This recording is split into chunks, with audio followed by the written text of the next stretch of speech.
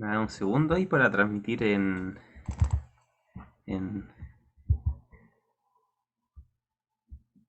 para transmitir en YouTube. No sé si me ayuda a compartir, Angelito, el link de YouTube ahí, por favor. Sí, lo comparto. Sí,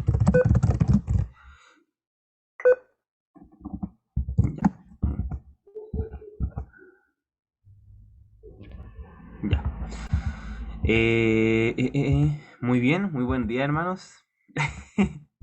Me ha tocado bien seguido últimamente los capítulos, ya, pero de aquí, después de hoy día, nos vamos a dar ahí un descanso. Vamos a ir hasta dentro de un mes, me van a volver a ver de nuevo. Para no, no apesumbrarlos tanto, mi hermano. Así que le damos un buen día. Ahí también a Heiderin la veo en pantalla. Heiderin, gusto verte. Tiempo no veíamos. Heiderin, para quienes no saben, ahí está en Estados Unidos. Así que dentro de todo, no sé qué horario será ya, pero se conecta hoy día. Así que un gusto verte. Y justo llegó también para un buen capítulo. Vamos al capítulo número 21, mis hermanos.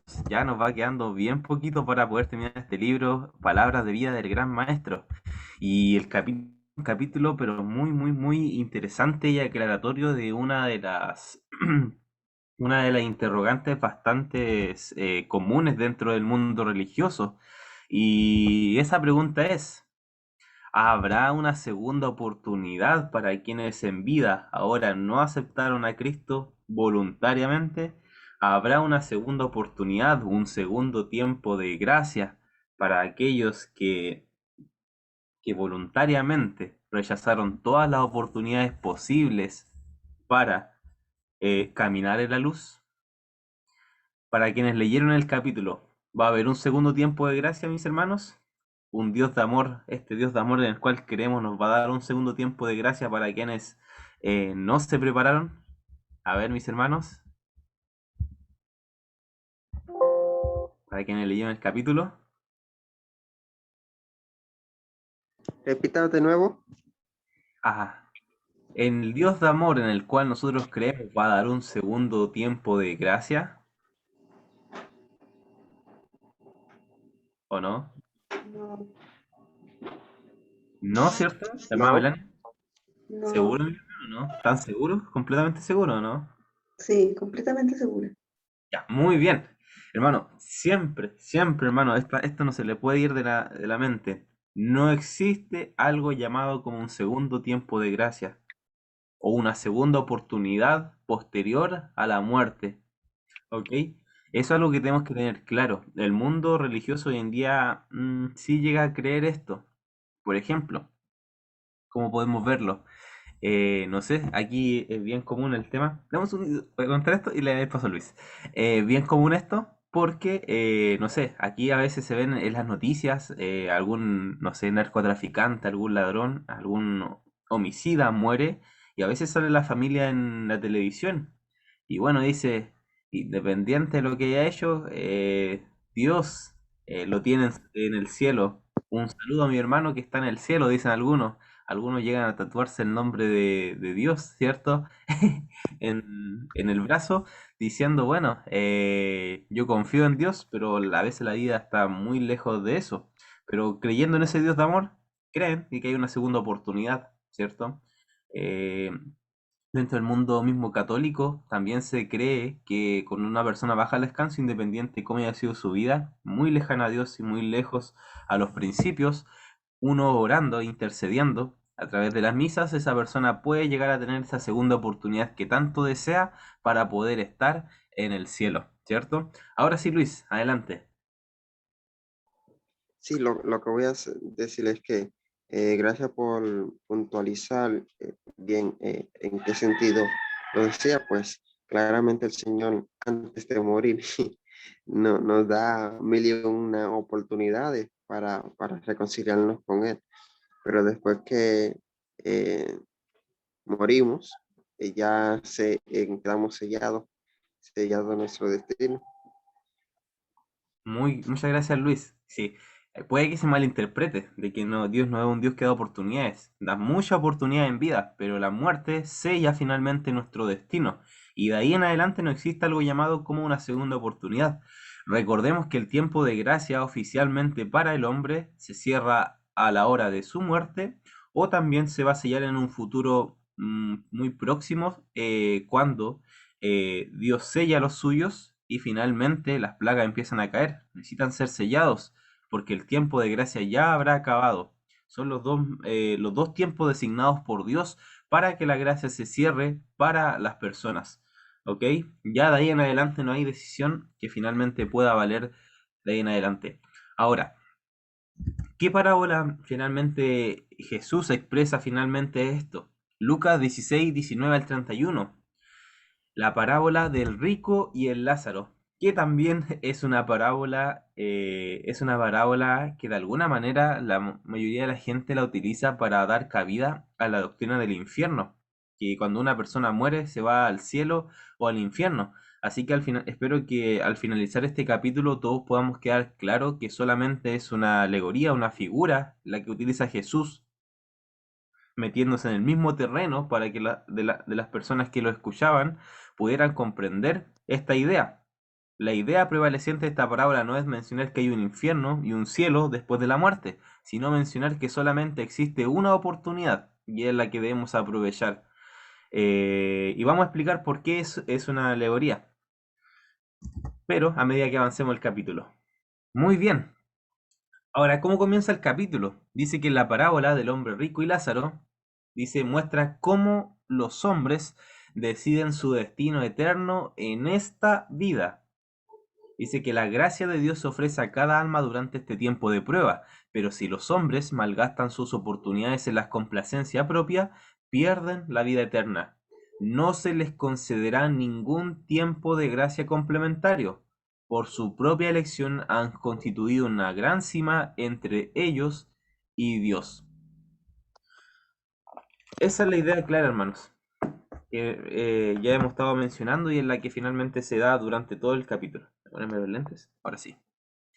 Bueno, ahora, esta parábola de alguna manera también menciona contraste entre el rico, el cual finalmente no ha hecho de Dios su sostén, y por otro lado también vemos al pobre Lázaro, que sí ha hecho de Dios su sostén. Pero también esta parábola es una figura del momento en el cual Cristo venga, va a haber va a haber un momento en que sería invertida la posición de las dos clases. Por ejemplo, ¿a qué me refiero con eso? Los que son pobres, los bienes aquí en la tierra, pero confían en Dios y también son pacientes en su sufrimiento, menciona que algún día van a ser exaltados sobre las personas que en este momento están ocupando puestos elevados y están llenos de riquezas, pero que finalmente no han rendido su vida a Dios.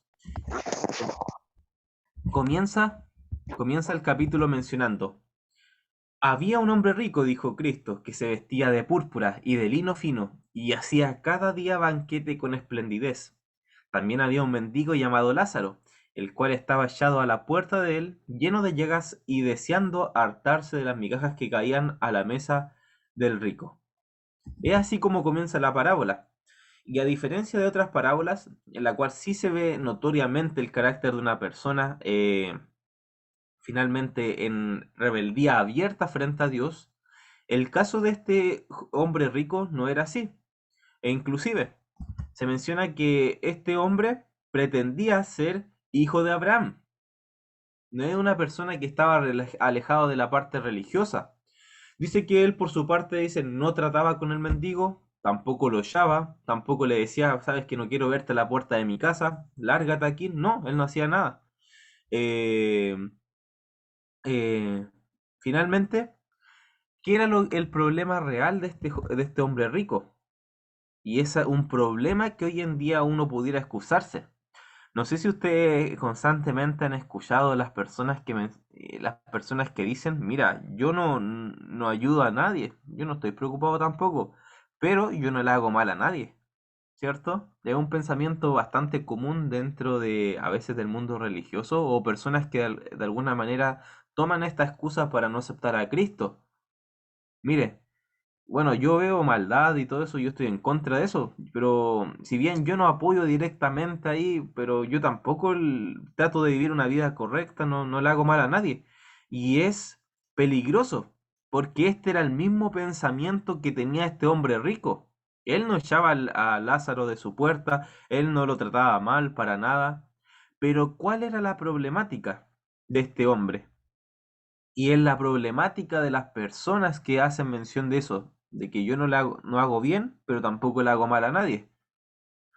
¿Cuál es la postura que tiene Dios respecto a esta actitud? Vamos a ver, mis hermanos, ¿cuál es la actitud que tiene Dios respecto a este tipo de actitud? Y tiene un nombre específico, que también es considerado pecado. ¿Qué nos menciona el capítulo? A ver, mis hermanos, que puedan ahí participar.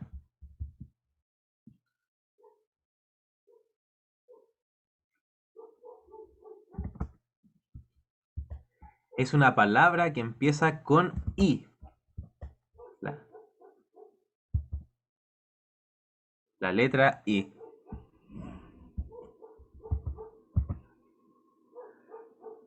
Y es la in... Indiferencia. Muy bien, mi hermana. Muchas gracias. Es la indiferencia. ¿La indiferencia es pecado para Dios? Ahora viene la pregunta. ¿Qué creen ustedes, mis hermanos?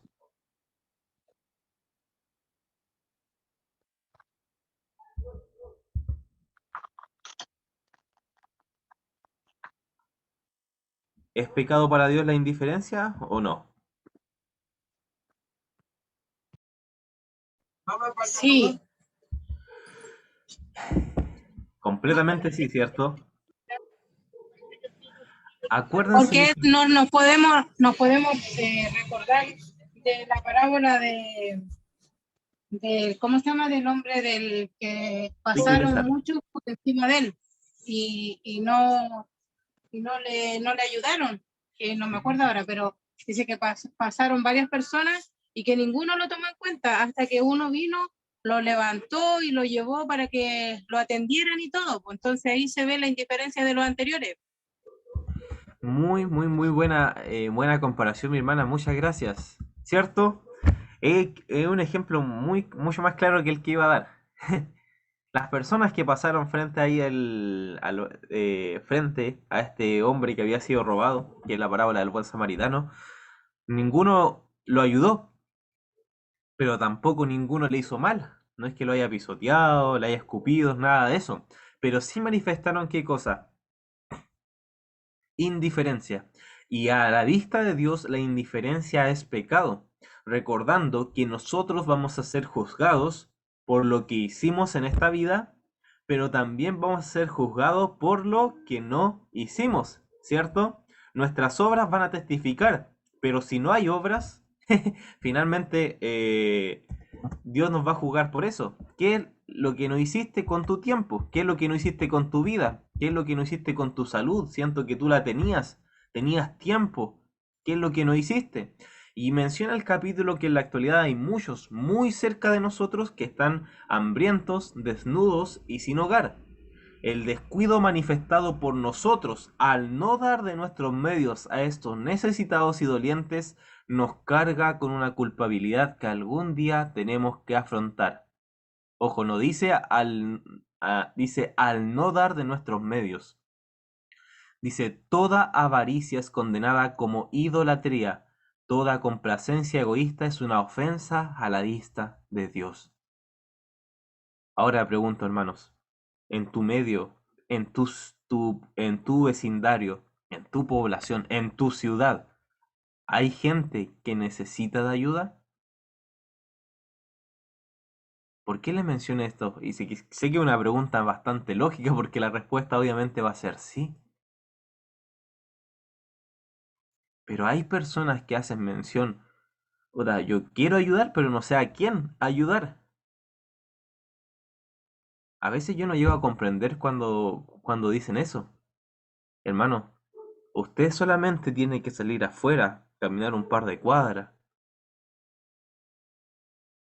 dirigido por el Espíritu de Dios, y va a darse cuenta que hay un montón de necesidad de cosas físicas, materiales, necesidad de la palabra de Dios, necesidad de ser escuchados, necesidad de ser visitados. Hermano, necesidad siempre va a haber, y no es ni siquiera necesario ir a otro país. Uno a veces menciona: "Oh, quiero ir a África para hacer una misionera y ayudar a los pobres". Mi hermano, la necesidad está mucho más cerca de lo que creemos. Es por eso, cuando uno piensa y dice: ¿a quién voy a ayudar? Uy, ya, la verdad no sé cómo ayudar, yo tengo el deseo, pero no sé cómo ayudar. Hermano, las necesidades están por montones, por algo que Cristo menciona, es que dice que la mies es mucha, pero pocos son los obreros, y es una realidad. Ahí, bueno, aquí Denise, todos los que estamos como que hemos colportado se dan bastante cuenta de eso. Faltan manitos. Y bueno, como bien decía, dice: Dios había hecho rico al mayordomo, a este rico, un mayordomo de sus medios. Y como mencionamos en el capítulo del día viernes, el hecho de tener mucho no es malo, siempre y cuando las ganancias se hayan obtenido de manera honrada. Pero el tener bastantes posesiones también nos da una responsabilidad mayor frente a Dios, porque hay un mandamiento: amarás a Jehová de Dios con todo tu corazón, con toda tu alma y con toda tu mente, y a tu prójimo como a ti mismo. Este rico que menciona la parábola mencionaba que era judío. Él conocía todo esto, pero se olvidó de qué cosa: de que era responsable por el uso de sus medios y capacidades que Dios les había confiado, que lamentablemente Lázaro, que era persona mendiga, no tenía. ¿Ok? Pero ¿cuál fue el pensamiento de esta persona? Solamente se dedicó al placer de todas las facultades que Dios les había dado: las diversiones, la alabanza, el compartir con los amigos, y finalmente ministraba un gozo egoísta. Dice que tan absorto estaba en la sociedad de sus amigos que perdió todo sentido de su responsabilidad de cooperar con Dios en su ministración de misericordia. Tuvo oportunidad de entender la palabra de Dios y predicar sus enseñanzas, pero la sociedad amadora del placer que él escogió ocupaba de tal manera su tiempo que se olvidó del Dios de la eternidad. Grave, grave asunto, y tan recurrente en cada uno de nosotros. La pregunta es: hermano, cada vez que termina la semana, ¿tú cuántos testimonios tienes? ¿Cuántos testimonios puedes dar cuenta a Dios de personas a las cuales tú ayudaste, llevándole directamente la palabra de Dios, prestando algún servicio, alguna ayuda, alguna visita? Ya sea en el trabajo, en los estudios, donde quiera que estés. ¿Cuántos testimonios tú puedes dar al terminar la semana de cómo finalmente manifestaste frutos de amor por tu prójimo?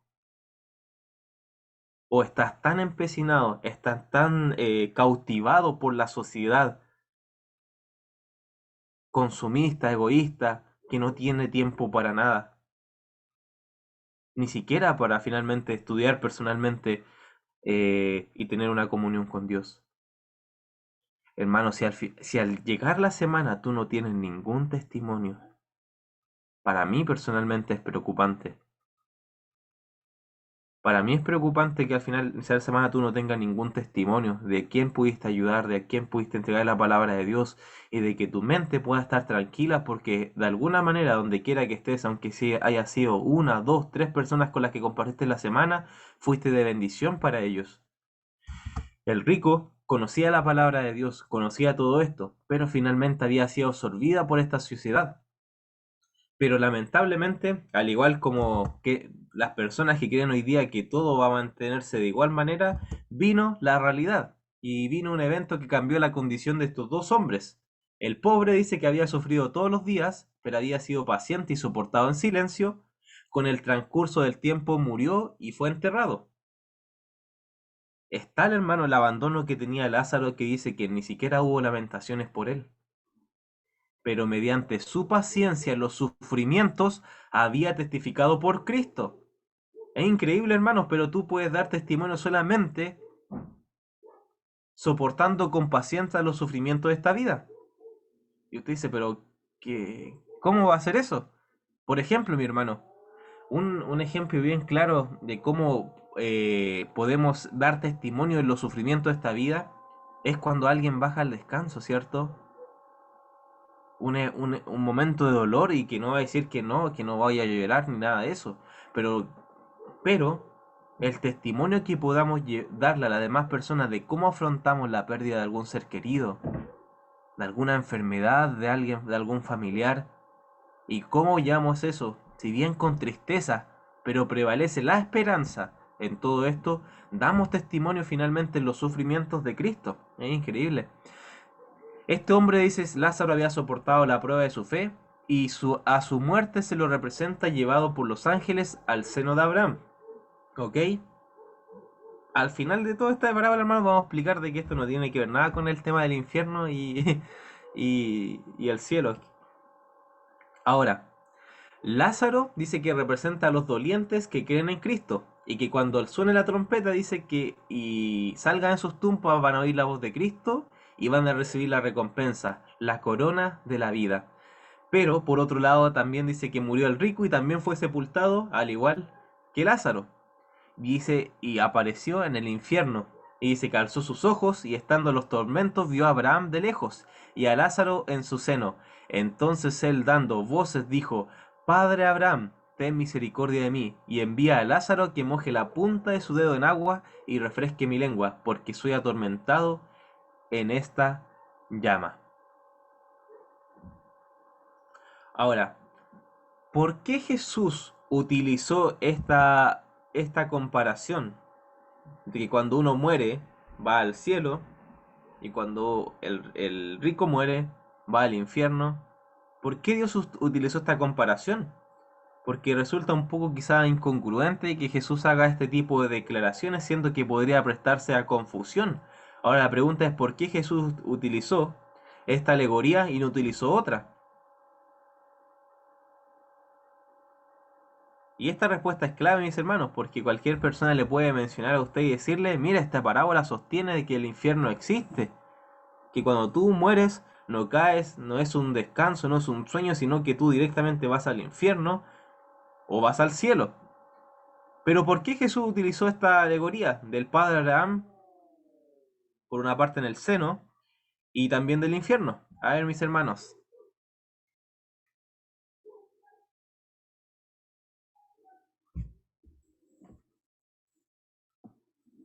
¿Por qué? Es una pregunta que debe quedar clara, hermano, antes de seguir avanzando todo esto.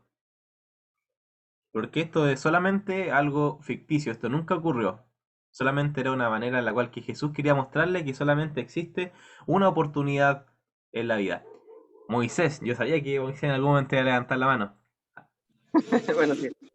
Mira lo que hemos hablado en Limbers, que el judaísmo también bebió de la filosofía platónica y de los tiempos de Cristo. De hecho, un par de siglos antes ya creían que el hombre es inmortal, el alma es inmortal.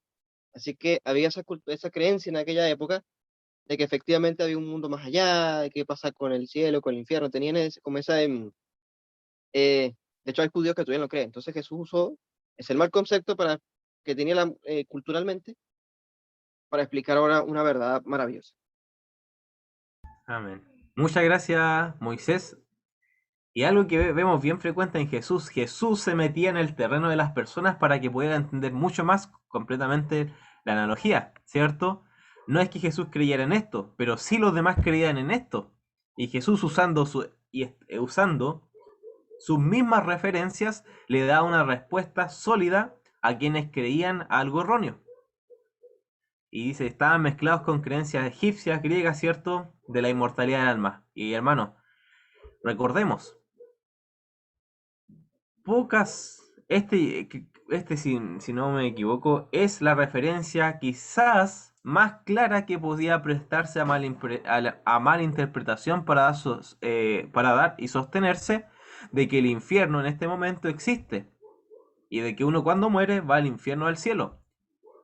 Por eso es tan importante que podamos comprender que esto es solamente una figura y esto no es algo real. Hermana María Cecilia, quería hablar. Adelante, antes de pasar. ¿Me escuchan? Sí, hermanita. A mí lo que me llamó la atención es que yo me imagino al hombre rico en el momento que él está clamando para poder saciar su sed, en el momento de esa necesidad que él tenía, porque él no acude al Padre Celestial, sino que acude a Abraham.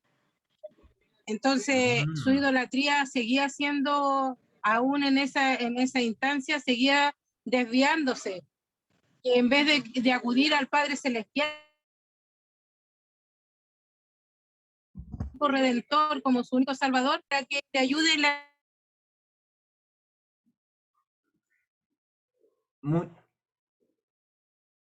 ¿Sí? Muchas gracias, hermana María Cecilia. Muy importantísimo para continuar justamente con la parábola. Es interesante de que Jesús utiliza la persona del padre Abraham, mencionando que éste está haciendo, que está en el cielo, ¿cierto? Pero nosotros, a la luz de la palabra de Dios, nos da a entender que solamente existen personas conocidas, solamente existen 3 personas que están en el cielo, humanas, ¿cierto? Conocidas, porque se menciona que después hubo otro grupo, pero no sabemos quiénes son, así como a ciencia cierta, así como para decir, que eran, ¿quiénes? Elías, Enoc, ¿cierto? Y Moisés. Pero aquí aparece la figura de Abraham, y dice, Abraham también fue llevado al cielo, pero no es así, sino que nuevamente, volvemos, ¿cierto? Dios se mete en su terreno porque tanto judíos, fariseos consideraban a Abraham su padre, y ellos finalmente se regocijaban en que tenían la salvación asegurada solamente por venir del linaje de Abraham, ¿cierto? Pero no era así. Jesús utilizó la figura de Abraham solamente porque ellos lo consideraban a él la figura de salvación. Y Jesús, tomando esta misma referencia, vemos que este hombre rico, cuando llega al infierno, simbólico, no pide ayuda ni la intercesión de Cristo, sino que pide la ayuda de Abraham. Eso es algo muy importante que menciona Amada María Cecilia. Este hombre no mostraba ni aún en el infierno, mostraba, ¿qué cosa? Arrepentimiento, ni buscó la verdadera solución que solamente nosotros sabemos que está en Cristo Jesús, sino que inclusive en esos momentos de mayor desesperación recurrió al Padre Abraham. Padre Abraham, ayúdame, dile a Lázaro que moje la punta de su dedo y me refresque la lengua, porque estoy atormentado por esta llama. Vemos que constantemente la mentalidad judía y la de este hombre que había sido perdida nunca estuvo centrada en Cristo, sino en tradiciones que ellos mismos idealizaron como medios de salvación, como es la figura del padre Abraham, que sabemos que a la luz de la Biblia no está en el cielo. Pero Jesús sí utilizó esta referencia porque ellos sí consideraban a Abraham como una figura de salvación, solamente por el hecho de venir de esa rama. ¿Ok? Entonces eso mostró el verdadero corazón de este hombre rico. Ahora, solo el príncipe Cristo exaltado puede dar a Israel arrepentimiento y remisión de pecado, y en ningún otro hay salud. Dice que el hombre rico había pasado su vida en la complacencia propia y se dio cuenta demasiado tarde de que no había hecho provisión para la eternidad. Comprendió su insensatez y pensó en sus hermanos, los que seguirían el mismo camino que él, viviendo para agradarse a sí mismos.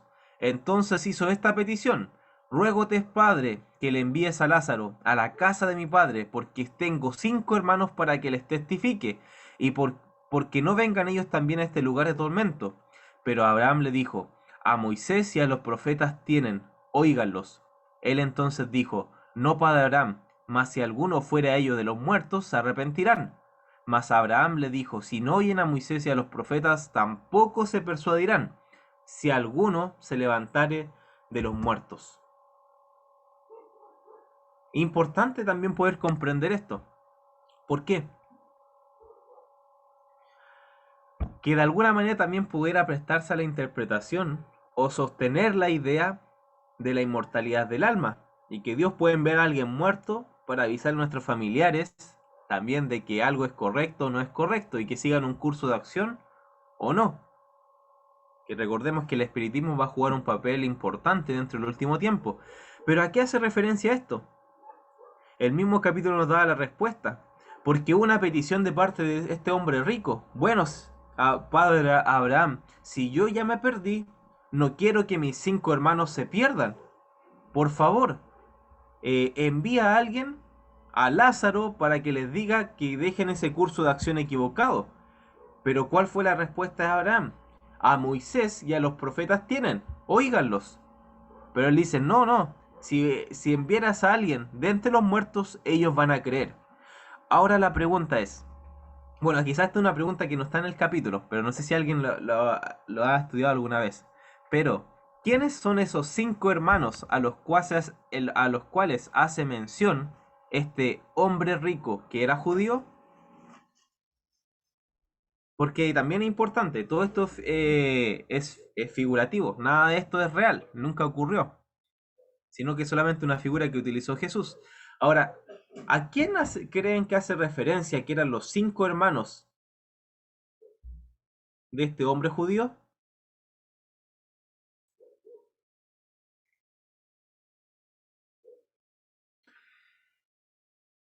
Y bien,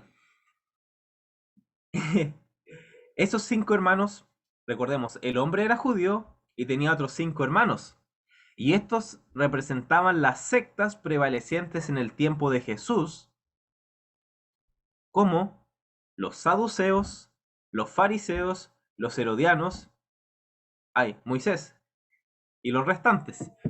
Sí, mira, el 5 era un número muy, muy puntual en la mentalidad de ellos, ¿no? Porque 5 también es un número que hace alusión al Pentateuco. Entonces, cuando ese número, por lo general, también se refiere bien a estudiosos de la palabra. Se puede ser cualquier persona estudiosa de la palabra. Así es alusión a ese número. O sea, digamos, se puede interpretar de esa forma. Gracias. Gracias, Moisés. Interesante también eso, no había percatado. Y claro, referente a los estudiosos de la palabra, que en ese tiempo ya existían. Habían sectas hermanas de los judíos, como mencionaba, los saduceos, los fariseos, que también hacían interpretación de la ley. Y la petición de este hombre es muy significativa porque dice a Moisés y a los profetas tienen, óiganlos a ellos, pero dicen, no señor, ellos no van a creer los Moisés y los profetas, pero sí van a creer si alguien se levanta de los muertos. Pero vemos que esto no fue así. Porque llegó el momento en el cual sí se levantó alguien de entre los muertos, que fue el último gran milagro de Jesús antes de su muerte, que fue cuando Jesús resucitó a Lázaro. ¿Se acuerdan? ¿Y quiénes estaban presentes ahí? Estos hermanos también judíos, fariseos, saduceos viendo ese gran milagro. Y si había una oportunidad para que ellos creyeran a través de un milagro que pudiera dar manifestación inequívoca de que Jesús era el Hijo de Dios, era el milagro que cuando Lázaro se levantó entre los muertos. Por eso que el padre Abraham cuando dice, no señor, si tú envías a alguien entre los muertos, ellos van a creer. Pero el padre Abraham le dice, ni aun que se levantara alguien de los muertos, ellos van a creer. Y claramente eso fue completamente predicho a través de esta parábola, porque un tiempo más allá, vemos cómo a través de cuando Lázaro resucita, ellos, más allá de creer que Jesús era el Hijo de Dios, endurecieron aún más su corazón. Ahora, hay un trasfondo detrás de esto muy importante. Porque antes de mencionar, porque Jesús le niega el milagro, el padre Abraham le niega el milagro a este hombre rico. No va a enviar a alguien entre los muertos. ¿Por qué? Porque a Moisés y a los profetas tienen. Ahora, ¿qué verdad tan profunda nos encierra estas palabras? A Moisés y a los profetas tienen. ¿Cómo el Hijo de Dios llega a creer en Dios? ¿Es a través de los milagros, mis hermanos? ¿O no? ¿No? ¿Por qué? ¿Cómo es la manera en la cual Dios quiere fortalecer y convencer al ser humano de su poder, de su amor? ¿Es a través de los milagros? es a través de la fe. ¿Y ahora la fe en qué?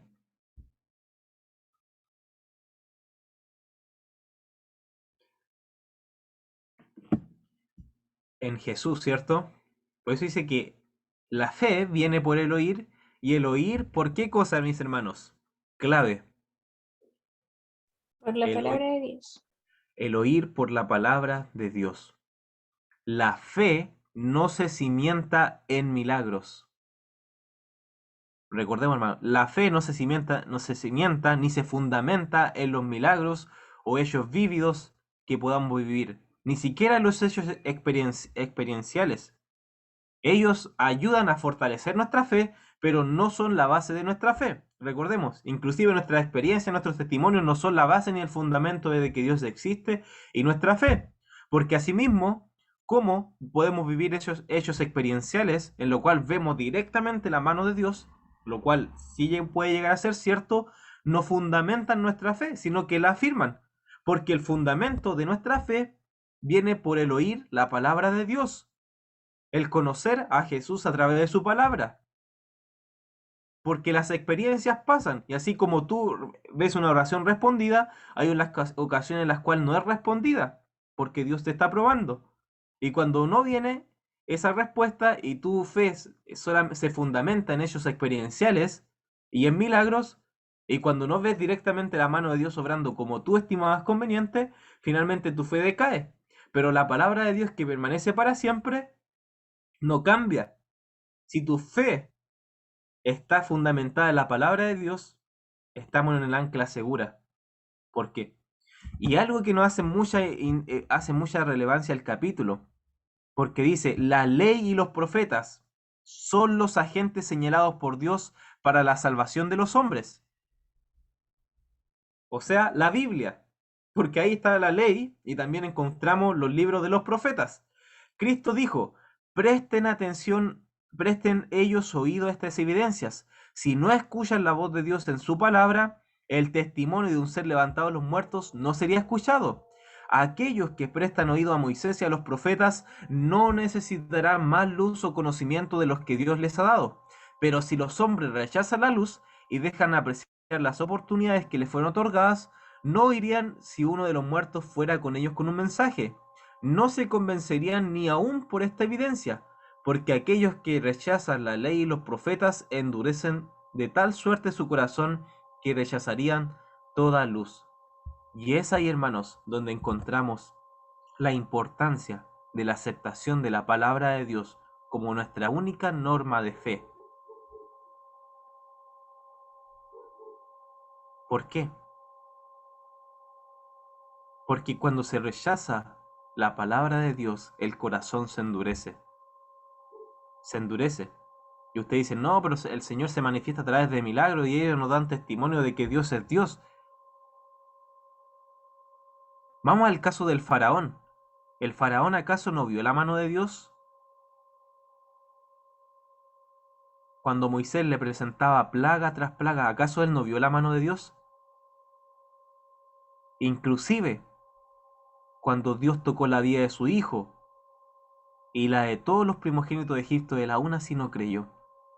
Porque cuando se rechaza la palabra de Dios, la voz de los siervos de Dios, finalmente ni aún un milagro puede convencer y sensibilizar el corazón humano.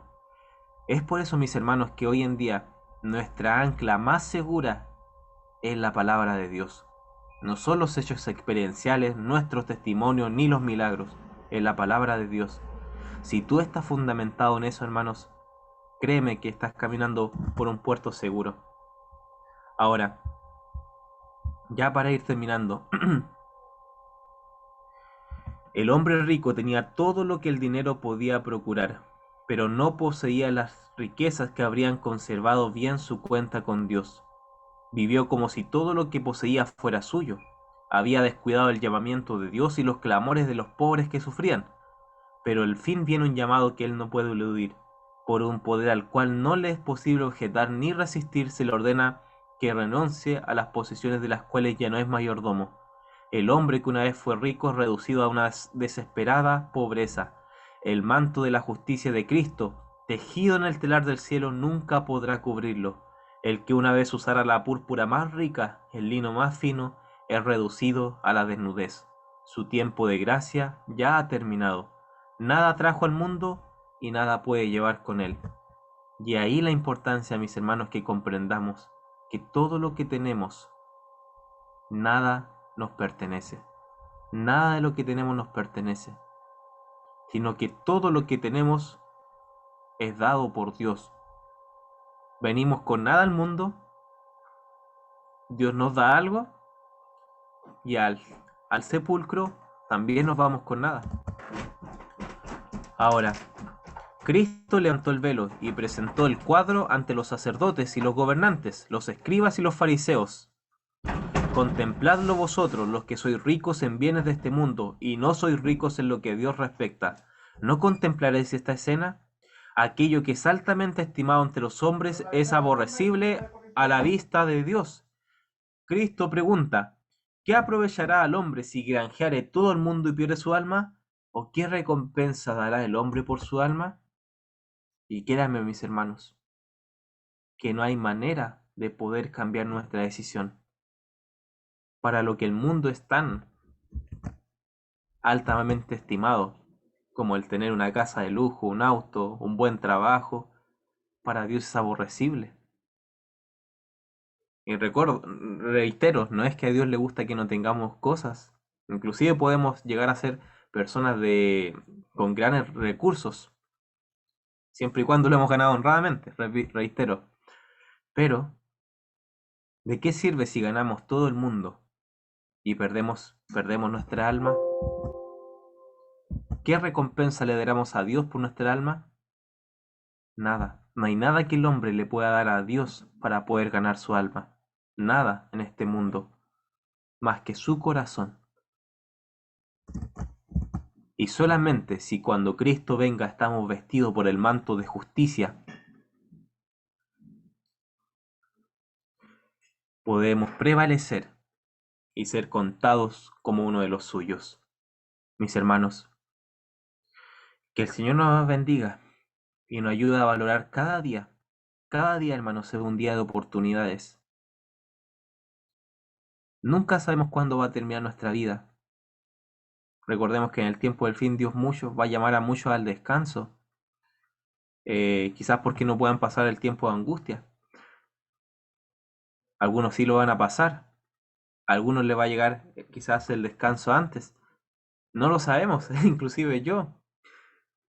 Pero independiente de cuál sea la manera en la cual Dios nos llame, recordemos, hermano, que cada día es una oportunidad en la cual Dios quiere redimirte, quiere salvarte. Y espero que cada uno de nosotros aproveche la oportunidad que recibe cada día de la gracia y el amor de Dios, porque solamente existe esa oportunidad y no hay otra, mis hermanos. No hay un segundo tiempo de gracia, y lo que hagamos aquí en la tierra y lo que decidamos en este día va a repercutir por la eternidad. Que esa repercusión sea para vida eterna y no para lo contrario, en mi deseo en esta mañana. Que el Señor nos bendiga, mis hermanos.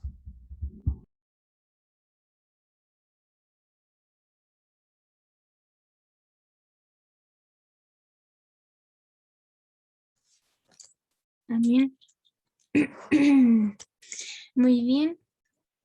Le agradecemos a nuestro Señor que nos permita poder reflexionar en su palabra.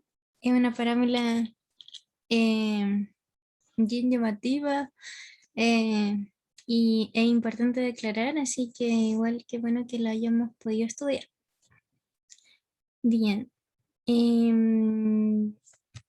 No sé si hay pedidos de oración antes de finalizar.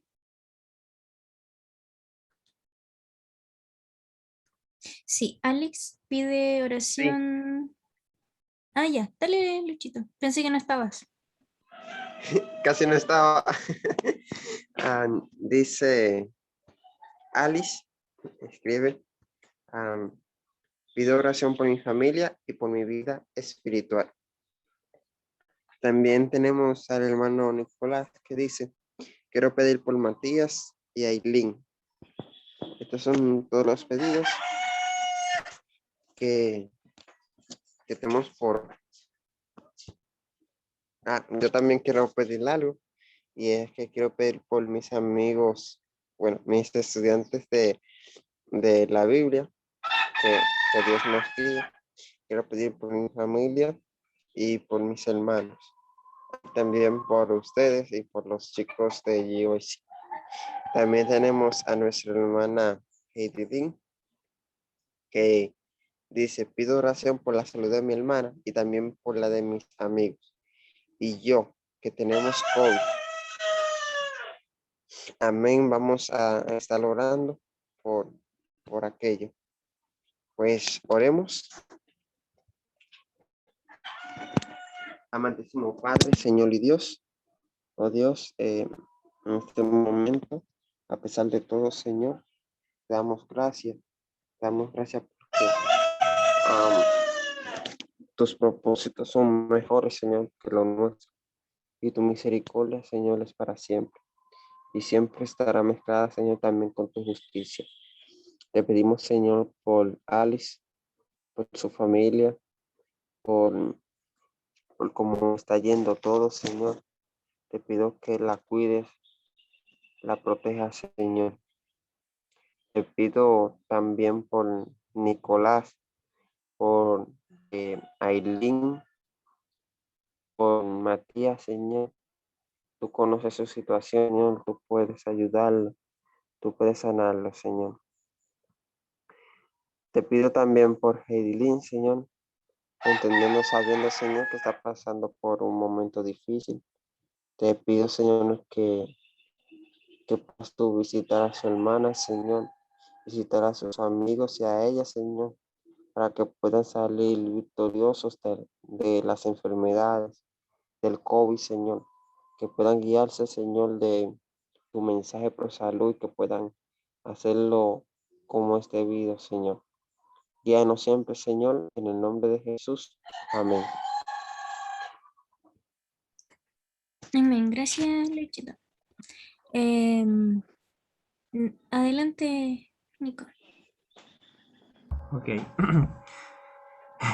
Padre nuestro, me uno a la oración de Luis también, ahí encomendándote a nuestros amigos, también a Heidelin que está a la distancia con su familia, que usted les pueda guardar, así como también a las personas que hoy día están dolientes, también producto de esta enfermedad que está prevaleciente en este mundo, Señor. Pero más allá de todo, ayúdanos a encomendar nuestra vida a ti, porque ya sea, Señor, que vivamos o muramos, Señor, ya sea cualquiera sea nuestro destino, lo más importante es poder entregar nuestra vida a ti, Señor. ¿Qué mejor seguridad tenemos que es estar entregado en tus manos? Ayúdanos, Padre, diariamente a decidir por ti, porque independiente cuál sea nuestra situación, Señor, estar en tus manos, Señor, nos trae la paz y la seguridad que tanto anhelamos de la vida eterna. Señor, ayúdanos a decidir por ti, a que seamos fieles colaboradores contigo en esta obra, Señor, de salvar las almas. Ayúdanos a quitar la indiferencia y el egoísmo que aún prevalece en nuestros corazones, que tanto nos limita a hacer la gran obra que empezaste tú, Señor, y nosotros debemos terminar. Por favor, Padre, denos a su Espíritu Santo para poder trabajar, amar a las personas y sobre todo amarte a ti. Bendícenos este día, te lo pedimos en el nombre de Jesús. Amén.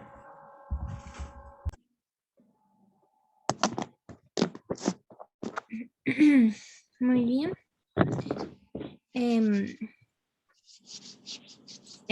Saludamos a la Marjorie también, que venía viajando. Le agradecemos al Señor que haya podido llegar bien. Hola, Mayo. Saludamos igual a la hermanita Regina, que se integró al final, a Moisés, que tampoco lo saludé, a Heidelin tampoco la saludé. Y bien, tengan un muy lindo día y nos vemos mañana. Amén. Se pueden despedir. Un buen día, mis hermanos. Bendiciones a todos. Ánimo, Gracias, Heidelin. Vamos. yo no quería confundir, mi hermana, gracias a Dios, no tiene COVID, pero ella también está malita de salud, pero igual, muchas gracias por orar Pues aquí, bueno, me pude conectar por eso, porque estoy de cuarentena. O sea, no puedo ir a clases ni, bueno, también estamos enfermos. ¿Cómo Ánimo siguen tus nomás, compañeros, Heidi. Evelyn? ¿Cómo dices? Tus compañeros, hay compañeros que también fueron diagnosticados, ¿cierto? Sí, Ujú. Sí, fuimos a 7 personas que nos enfermamos y nos aislaron. mm. Con Si, Mapache. si nos puedes escribir ahí en el chat de WhatsApp, Heidelin, para estar hablando por ti, te agradeceríamos mucho. Ay, gracias, sí. Ay, que me Para duele estar- la garganta. Igual Pero que- gracias a Ánimo, Dios estoy ánimo. mejor. Ánimo, Recuerda Heidelin. que el espíritu Hermanito alegre Nico, ahora lo ves. hermanito Nicolás, Sí, hermanita, dígame. oremos este día para que el Señor nos sea haciendo las mujeres sabias y prudentes, que no seamos las mujeres insensatas. Amén, Y eso hermana. va para los hombres también. Seamos las vírgenes Amén, amén. prudentes, ¿cierto? Es el ideal. Así que, ánimo, Hayden, la iglesia va a estar orando por ti. La iglesia de Cristo, somos todos. Así que, ánimo, ánimo, ánimo. Te ves bien sonriente en tu foto, así que confiamos que vas a salir de eso. Buen caballero, Nicolás. Sí, Buen capítulo, Nico. Buen sí. resumen. Ahí estamos, Hermanita amigo. Gendelen, toque el instrumento para que el Señor le dé sabiduría.